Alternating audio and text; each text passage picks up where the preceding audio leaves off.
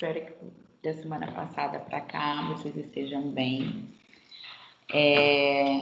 Na nossa primeira aula, que seria assim, virtualmente, nós juntos, né? A nossa primeira aula síncrona. Eu tive um pequeno problema, meu computador pifou e eu precisei levar no técnico e eu peguei, eles me entregaram só na segunda-feira à tarde. Então, não consegui falar com vocês antes da aula para vocês.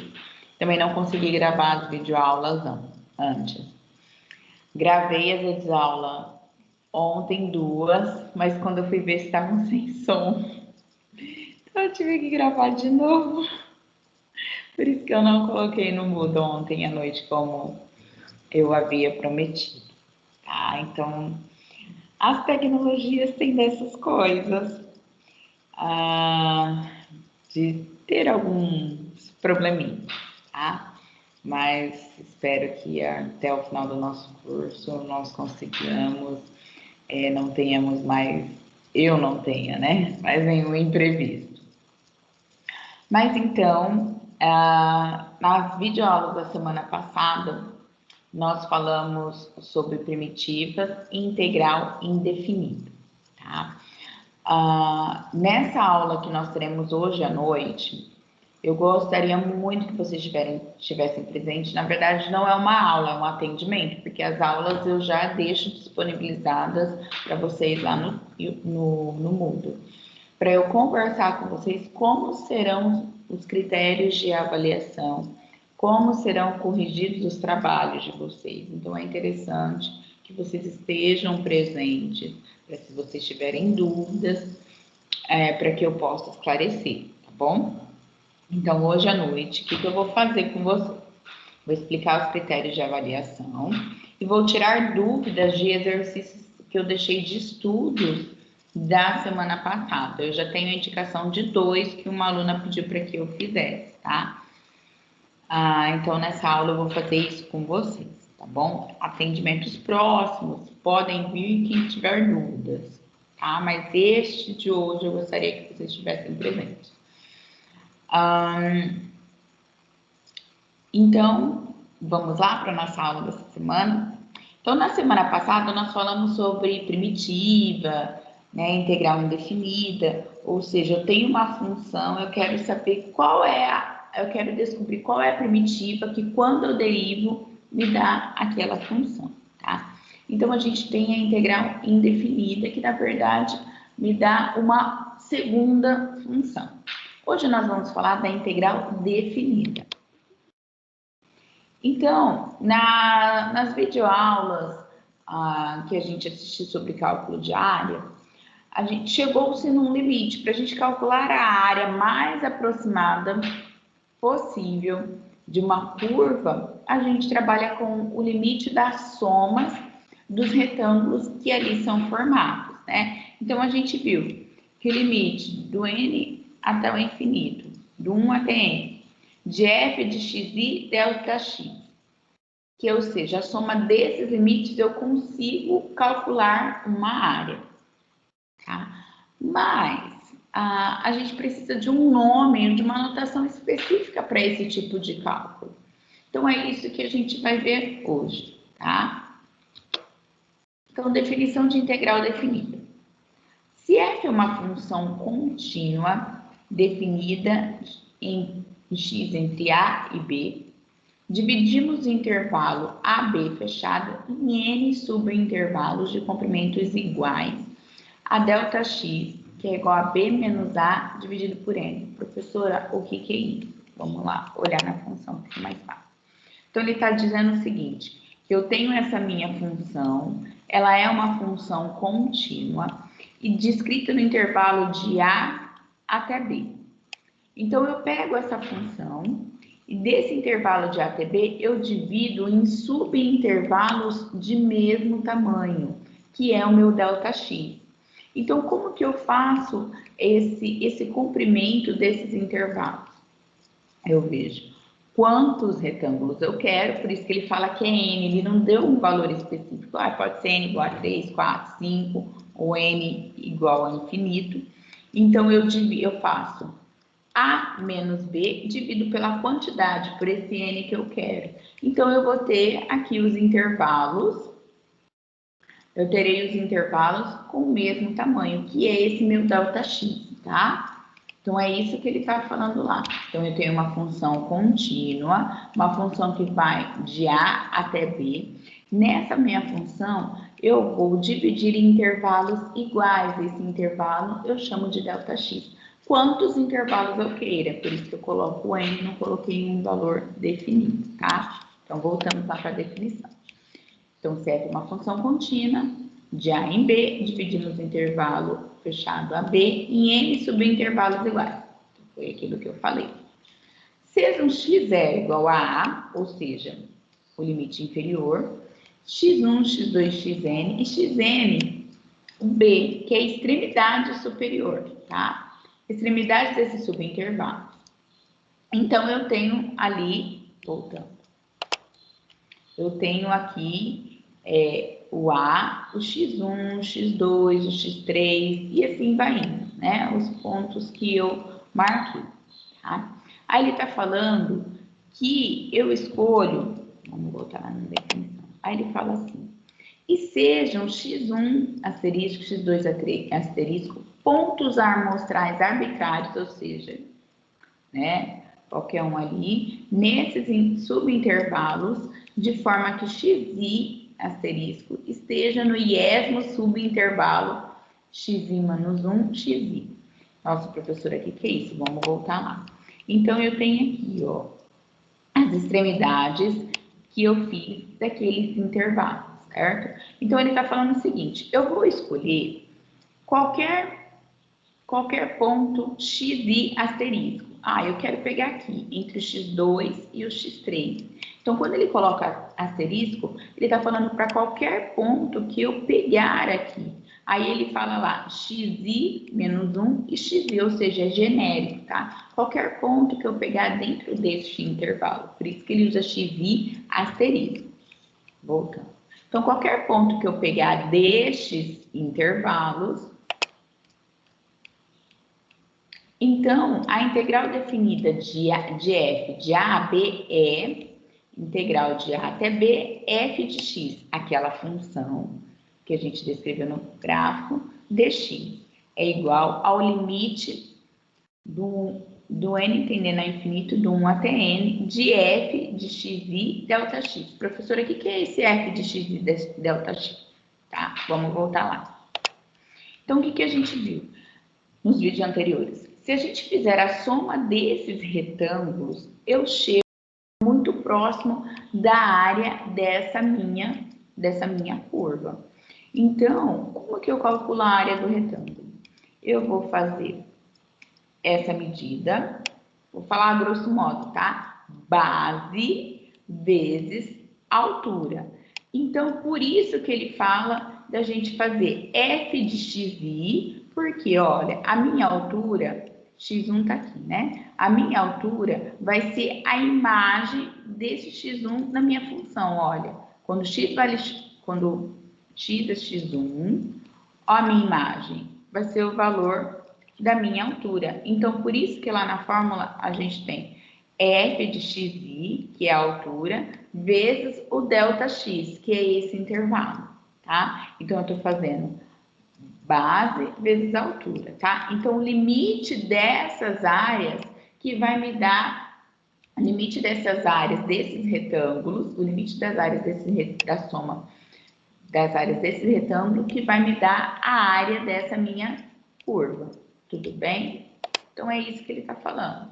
Desde que o limite exista e dê o mesmo valor para todas as possíveis escolhas de espaço amostral. Então, qualquer x1 que eu escolher ali dentro daquele espaço, certo? Se ele existir, dizemos que f é integrável de A em B fechado. Tá? Então, essa é a definição de integral. Então, ele pega o limite das somas daqueles retângulos formados dentro daquela curva, tá? Então, aí como é um limite, a gente pega a própria definição de limite que vocês viram lá em cálculo 1. para todo epsilon maior que zero, existe um número n tal que a integral de AB fx dx menos a soma de f de x1, f de xi asterisco delta x, do i variando de 1 até n. Isso é menor do que f, para todo n maior que o n e toda escolha de xi. Lembra, aquele xi tem que estar dentro daquele intervalo x1 menos 1 xi. Tá? Então, isso aqui é só definição mesmo. Então, agora a gente vai para algumas observações, tá? Esse símbolo, ele foi introduzido por Leibniz, é denominado sinal de integral. Por que esse símbolo? Ele é como se fosse um S alongado, para lembrar que é uma soma, daquelas áreas do retângulo. Então, por isso que foi dado esse símbolo, lembrar do S alongado, do S de soma, tá? Então, integral de AB f de x dx. Então, a gente tem o A, que a gente chama de extremidade inferior, e o B, extremidade superior, tá? Então, aqui a gente tem integral de AB f de x dx. Seu resultado é um número. Então, quando a gente fizer esse cálculo, vai me dar um número. É lógico que vai me dar um número, porque eu quero uma área, e a área, ela é um número. Logo que não depende de x. Então, podemos usar qualquer letra. Posso usar f de x de x, posso usar f de t de t, posso usar o f de r de r, tá? Então, o resultado vai ser um número. Diferente da integral indefinida. Então, essa é a diferença. Na integral indefinida, a gente encontrava uma função, a gente encontrava a primitiva, né? A gente encontra a primitiva mais uma constante, não era isso? Agora, na integral definida, nós teremos um número, tá? Então, você deve fazer uma distinção cuidadosa entre integral definida e indefinida. Uma integral definida é um número, enquanto uma integral indefinida é uma função, ou seja, uma família de funções que a gente viu na aula passada, tá? Então, a soma de 1 variando de variando de 1 até n, de f de 1 variando de i variando de 1 até n, de f de xi asterisco delta x, a gente chama de soma de Riemann. É em homenagem a esse matemático que chegou a essa conclusão, tá? Então, a gente pode chamar de soma de Riemann. Vocês podem ouvir também a integral de Riemann. Então, justamente porque dado a ele que chegou nessa soma, tá? Então, vamos lá. Então, aqui eu tenho, né? Se f de x é maior ou igual a zero, então, se a gente tem uma função positiva, a soma de Riemann, do 1 variando de 1 até n, de f de x em delta x, ou seja, eu estou calculando a soma das áreas destes retângulos, é a soma das áreas dos retângulos, tá? Então, eu estou calculando a soma dessas áreas, que aí aproximando, vai me chegar na área descrita por essa função de A até B, tá?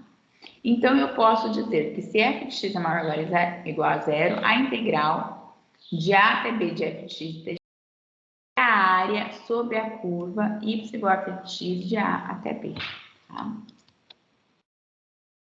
E se f de x assumir valores positivos e negativos, como na figura abaixo, como é que eu vou calcular isso, tá? Então, aqui, o que a gente viu? Que a área é a soma dos retângulos descritos dentro daquela curva, certo? Cadê meu mouse? Então, aqui, olha, eu vou ter valores positivos. E por que, professora, eu tenho valores negativos aqui? Lembram que a área do retângulo eu vou fazer a medida do intervalo vezes a altura. Agora, olhando para cá, nesse lado da nossa função, eu vou fazer a medida do intervalo vezes a altura. Mas quem que é a altura? A altura não é a imagem da função? Então, quando o x está aqui, a imagem dela vai me dar um valor negativo. Quando o x está aqui, a imagem, tá vendo, gente, vai me dar um valor negativo, porque está para baixo do eixo. Então, por isso que aqui ela é negativa, porque a imagem ela está para baixo do eixo e é um valor negativo. Então, eu vou fazer o meu intervalo vezes a imagem que é negativa. Então, isso vai me dar um valor negativo. Tudo bem? Então, o que a gente faz essa área? Como a gente calcula? Então, a área que está positivo menos a área e a área do negativo, tá? Então, por isso, vai ficar negativo aqui por conta da imagem desse espaço, é um valor negativo, tá? Tudo bem, pessoal? Então, A1 é a área da região acima do eixo e a A2 é a área da região abaixo do eixo, tudo bem? Teorema. Se for contínua no intervalo fechado AB ou tiver apenas um número finito de descontinuidade de saltos, então f é integrável. Então, para ser integrável, a função ela tem que ser contínua. Ela precisa ser contínua e não tem que ter um espaço de descontinuidade de saltos no meio, dentro daquele intervalo, tá? Então, se a função for contínua, então ela é integrável. A integral ela existe e é definida a integral de a até b de f de x dx. E o outro teorema que nos diz, se f for integrável, lembrando que para ser integrável ela precisa ser contínua de em a a b, então a integral de a até b f de x dx é igual ao limite de n tendendo a infinito do i variando de 1 até n de f de x i dx, ou seja, é a soma das áreas dos retângulos formados por aquela curva. Como que eu acho o ΔX, tá? O ΔX. Eu pego a extremidade b menos a dividido pela quantidade de retângulos que eu quero, dividido pelo n. E o xi? Então, eu pego o a e vou somando esses intervalos, para saber quem que é o x1, quem que é o x2, quem que é o x3, até chegar no xn, que é o próprio b, tá? Então, vamos fazer com um exemplo. Calcule a soma de Riemann para a função f de x igual a x ao cubo menos 6x, com 6 subintervalos, tomando espaços amostrais como as extremidades à direita, com x variando de 0 até 3, tá? Então, vamos por partes. Vamos lá. Ele quer 6 subintervalos, então n é igual a 6. Tudo bem? E ele pede para variar de 0 até 3. Então, o meu A é o 0 e o meu B é o 3. Então, a minha extremidade inferior é o A, a minha extremidade superior é o B. Tudo bem? Então, eu preciso encontrar o comprimento desses intervalos. Então, como que eu faço isso?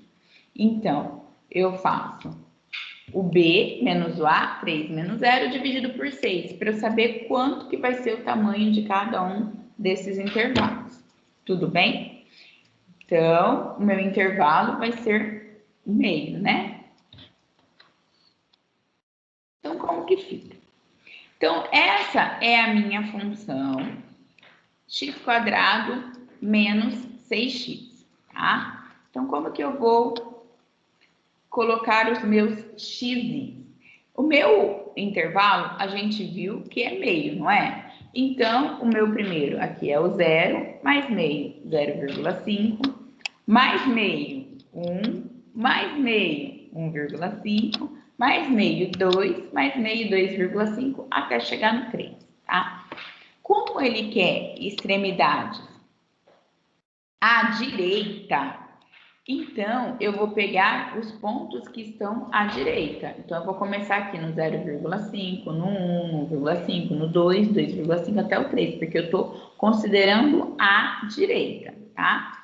Então, ele me pediu n igual a 6. Então, eu vou fazer a soma da área destes 6 retângulos, tá? Então, fazendo a soma de Riemann, vai ficar a soma do i variando de 1 até 6, de f de xi dx. Então, como que fica isso?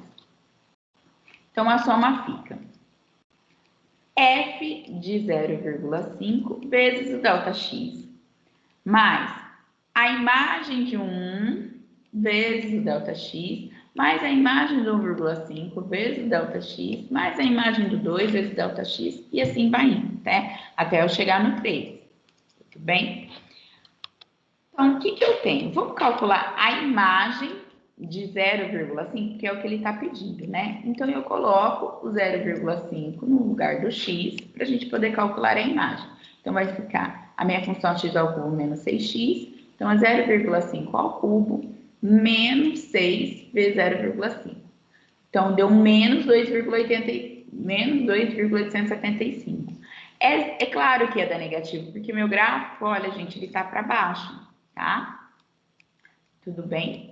Aí eu calculo a imagem de 1, a mesma coisa. No lugar do x, eu boto 1. Então, 1 ao cubo, menos 6 vezes 1, então vai dar menos 5.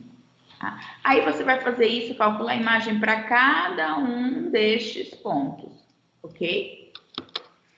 Então, é isso. Como o ΔX, tá vendo que ele multiplica todo mundo? Então, eu coloquei ele em evidência. E a gente já fez a conta dele lá atrás, que é meio, né?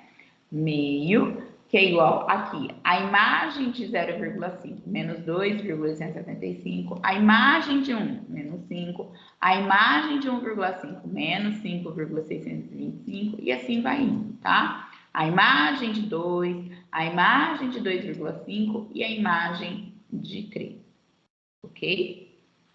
Aí é conta mesmo. Então,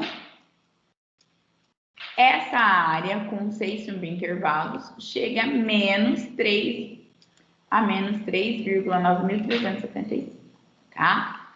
Tudo bem, pessoal? Então, isso que é a soma de Riemann. A gente calcula a área fazendo a soma das áreas destes retângulos, tá bom? Então, o que eu fiz? Base, que é o ΔX, vezes a altura, que é a imagem do x1, tá? x2 e assim vai indo. Vamos fazer mais um?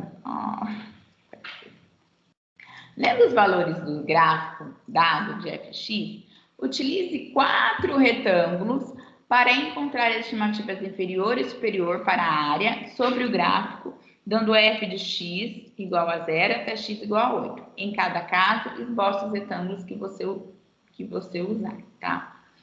Então, vamos lá. Então, o meu n é 4, porque ele está pedindo para usar 4 retângulos. Uma extremidade inferior é o 0 e a superior é o 8. Tá? Então, vamos calcular o comprimento dos intervalos, que é o ΔX. Então, é 8 menos 0 dividido por 4. Então, o nosso intervalo vai ser de 2, né? Então, aí, eu já calculei o meu intervalo, que é 2. Então, começa aqui no 0. 2, depois vai para 4, depois vai para 6, vai para 8. Eu já coloquei, então, os intervalos de 2 em 2. Então, como ele quer estimativas superiores, ou seja, eu vou pegar a extremidade à direita. Então, eu vou considerar aqui, ó, x valendo, começando aqui no 2, no 4, no 6 e no 8, tá? Então, eu tenho aqui, ó, o meu retângulo. Quando x vale 2, gente, eu tentei colocar bonitinho, mas parece que não foi, mas tinha que vir aqui, tá? Então, aqui eu tenho esse meu retângulo. O intervalo é 2 e a imagem, quando x vale 2, a imagem vai dar aqui 3,8, 3,6, tá? Então, aqui é o meu retângulo, meu próximo retângulo também, extremidade à direita, né? Então, o x vale 4, a minha imagem vem até aqui até aqui, que vai dar... Opa, cadê o mouse? Aqui, a minha imagem vai dar 5, tudo bem? Então, eu estou colocando os retângulos, eu vou até a minha linha, até o meu gráfico, tá bom? O meu retângulo. Então, o próximo 6, aqui, ó, meu gráfico, quando x vale 6, ele vem até aqui. Então, eu faço o meu retângulo quando x vale 8. Tudo bem, pessoal? Então, esses são os meus retângulos. Por isso que é estimativas superiores, porque tá vendo que meu gráfico, meus retângulos, ele passa do gráfico, tá? Então, como que fica isso? Então, R4, eu coloquei aproximadamente, tá? E variando de 1 até 4, f de x1 dx. Então, eu vou calcular a área deste retângulo. Então, ficou f de 2 vezes 2, f de 4 vezes 2, f de 6 vezes 2, f de 8 vezes 2. Esse 2 é o ΔX, tá? Que a gente já calculou, que é o intervalo. É esse espaço aqui, ó, que eu tô fazendo base vezes a altura, tá? Então, vamos lá. Como o 2 está multiplicando, o ΔX está multiplicando todos, eu coloquei ele em evidência. Aí eu calculo f de 2. Então, quando x vale 2, a imagem dele está dando 3,8. Quando x vale 4, a imagem dele, olha, está dando 5. Quando x vale 6, a imagem dele está dando 5,8. Quando x vale 8, a imagem está dando 6, tá? Bem, resolvo primeiro que está dando os parênteses, 41,2. Tudo bem? Então, essas são as estimativas superiores, porque eu peguei a extremidade à direita. E se eu pegar a extremidade à esquerda? Então, eu vou fazer as estimativas inferiores. Então, eu vou pegar a extremidade à esquerda. Então, eu vou pegar o 0, o 2, o 4 e o 6, tá certo? Então, olha, aqui. Eu estou pegando a extremidade e considerando o 0. Então, o meu gráfico vai bater aonde? No 2. Então, esse é o meu retângulo, eu considerando a extremidade à esquerda, tá? Então, quando o x1 está valendo 0, meu gráfico está batendo aqui no 2, então este é o meu retângulo. Na verdade, é um quadrado, né? Por conta da figura aqui. Então, o meu próximo. Era para ter subido um pouquinho mais, tá? Mas vim até aqui. Como que a gente tá mexendo com o PowerPoint, às vezes eu não consegui colocar certinho, mas ele vem até aqui, tudo bem, gente? Ó, onde bate no gráfico, tá? Então, esse é o meu retângulo. Quando o x vale 2, a minha imagem vem até aqui, então esse é o meu retângulo que eu tenho. Tá vendo que ele está ficando para baixo do gráfico? Então, por isso que estimativa inferior. Agora, quando o x vale 4, então, quando o x vale 4, eu vou vir até aqui, né? Isso. Quando x vale 4, o meu retângulo vem até aqui. Tudo bem, gente? Quando x vale 6, então meu retângulo vai vir até aqui. Então, esse é o meu retângulo. Tá vendo que ele está abaixo do gráfico? Então, por isso que é estimativa inferior. Tá? Então, como estimativa inferior, eu vou chamar de L4. Então, eu vou fazer a soma dessas áreas, certo? Então, ficou f de 0 vezes 2, então, base vezes altura, f de 0 vezes 2, f de 2 vezes 2, e assim vai indo, né? Então, ó, quando o x, eu coloquei o 2 já em evidência, porque ele está multiplicando todo mundo. Então, quando o x vale 0, o y está dando 2, a imagem é 2, por isso que eu coloquei 2 aqui. Quando o x vale 2, a minha imagem está aqui, mais ou menos 3,8, tá? Quando x vale 4, a minha imagem está dando 5. Quando x vale 6, a minha imagem está dando 5,8, tá? Então, eu tô fazendo aqui, ó, base vezes altura. Então, é continha. 33,2, tá? Então, é a estimativa inferior. Tudo bem? Exercícios para estudos, né? Estime a área do gráfico,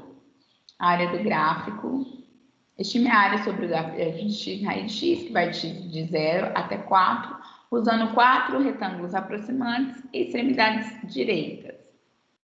E o 2 também. Olha, a sugestão que eu dou para o gráfico, não sei se vocês conhecem aquele programinha GeoGebra. Faça um gráfico lá no GeoGebra e coloquem os retângulos como eu fiz também, né, para mostrar para vocês, tá? esses dois exercícios aí para vocês estudarem, tá bom? A gente continua no próximo vídeo.